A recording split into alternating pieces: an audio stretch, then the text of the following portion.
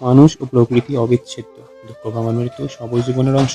অনেক জানে কোথা থেকে নেওয়া হয়েছে এই বিখ্যাত লাইনটি? আসুন আমরা একসাথে জেনে নিই।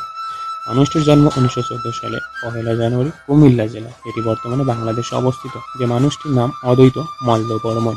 অদ্বৈত মল্লবর্মণ 8 থেকে 9 বছর বয়সী পিতাকে হারান। এত অল্প বয়সী পিতাকে হারানোর ফলে তার চলার পথটা অনেক গুণ কঠিন হয়ে ওঠে। সেসবের মধ্য দিয়েও তার প্রাথমিক শিক্ষা তিনি শেষ করেন তার গ্রামেই, এবং উচ্চশিক্ষার জন্য তিনি চলে আসেন কলকাতায়। সেখানে তিনি উচ্চশিক্ষার পাশাপাশি তার পড়াশোনার খরচ চালানোর জন্য বিভিন্ন কাজের সাথে তিনি যুক্ত হন। যেমন তিনি যুক্ত হন সাংবাদিকতা এবং সাহিত্য চর্চার সঙ্গে। এছাড়াও তিনি বিভিন্ন পত্রিকায় লেখালেখির কাজেও যুক্ত হন। অদ্বৈত মল্লবর্মণ এই নামটি আমাদের মধ্যে ছড়িয়ে পড়ে তার লেখা বিখ্যাত একটি উপন্যাসের মাধ্যমে। উপন্যাসটির নাম হলো তিতাস একটি নদীর নাম, যেটির সাথে আমরা কম বেশি সবাই পরিচিত। তার রচিত এই তিতাস একটি নদীর নাম উপন্যাসটি প্রথমে প্রকাশিত হয় মাসিক পত্রিকা মোহাম্মদীতে। কয়েকটি অধ্যায় প্রকাশিত হওয়ার পর এই উপন্যাসের মূল পাণ্ডুলিপিটি হারিয়ে ফেলেন। বন্ধুবান্ধব এবং পাঠকদের অনুরোধে তিনি এই উপন্যাসটি পুনরায় লেখা শুরু করেন, এবং একটি সময় হঠাৎ করেই তিনি অসুস্থ হয়ে পড়েন, এবং অসুস্থ হওয়ার আগে এই গ্রন্থের মূল পাণ্ডুলিপি তার বন্ধুবান্ধবের হাতে তিনি দিয়ে দেন। এই উপন্যাসটি তিনি রচনা করেছেন নিজেই, কিন্তু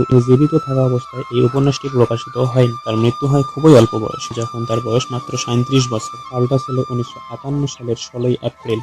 তার মৃত্যুর প্রায় 5 বছর পরে 1956 সালে প্রকাশিত হয় তার এই বিখ্যাত উপন্যাসটি, যেটি অদ্বৈত মল্লবর্মণকে আবার অমর করে তোলেন। পৃথিবী ছেড়ে তিনি চলে গেলেও এই উপন্যাসটির মাধ্যমে প্রত্যেকটা বাঙালির মনে তিনি আবার অমর হয়ে রয়ে যান চিরদিনের জন্য।